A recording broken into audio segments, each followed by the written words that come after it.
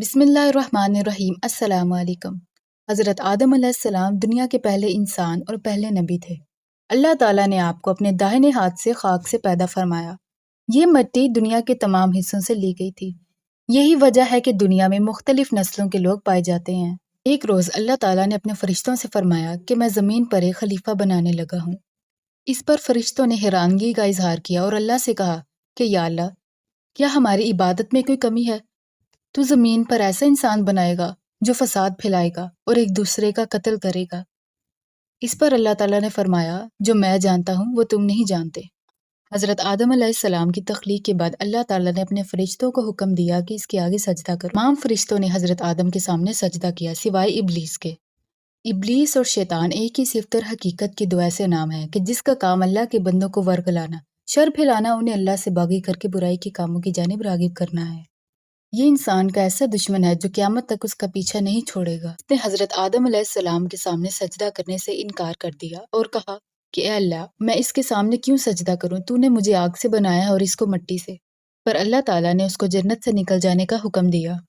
ابلیس نے اللہ تعالیٰ سے کہا کہ میں قیامت تک تیرے بندوں کو بھٹکاؤں گا۔ اس سے پہلے ابلیس آسمانوں میں فرشتوں کا سردار ہوا کرتا تھا اور اس کا نام عزازیل تھا۔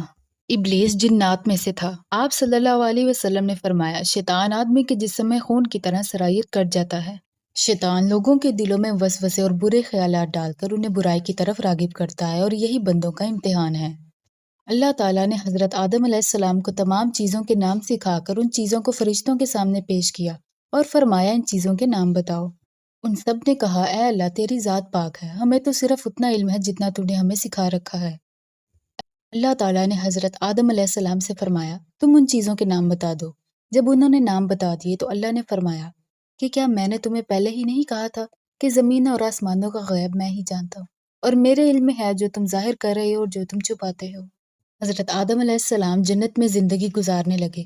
یوں تو جنت میں تمام آسائشیں اور نعمتیں موجود تھیں، لیکن اس کے باوجود حضرت آدم علیہ السلام تنہائی اور اجنبیت محسوس کرتے تھے۔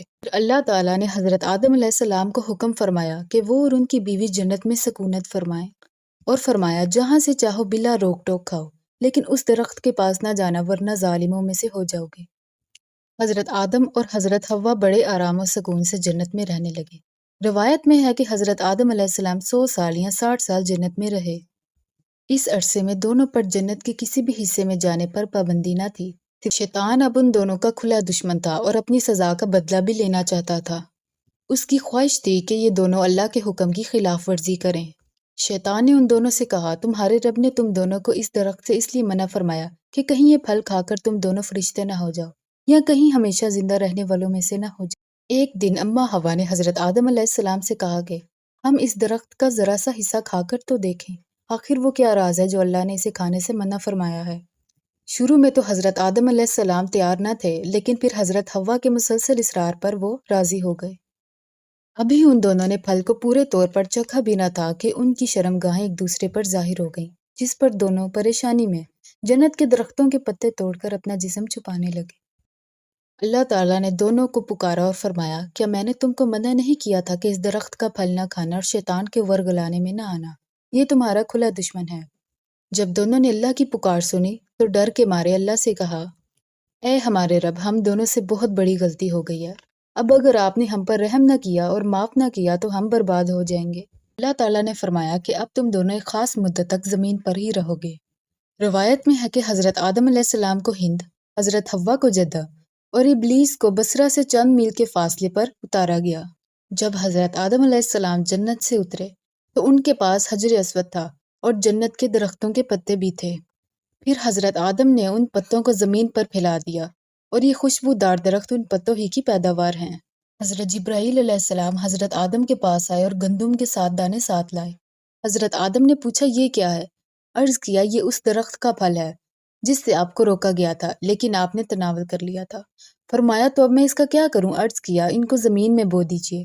حضرت آدم نے بو دیے، دانے اگے۔ حضرت آدم نے فصل کاٹی، پھر اس کی صفائی کی، اسے پیس کر آٹا گوندا اور روٹی پکائی۔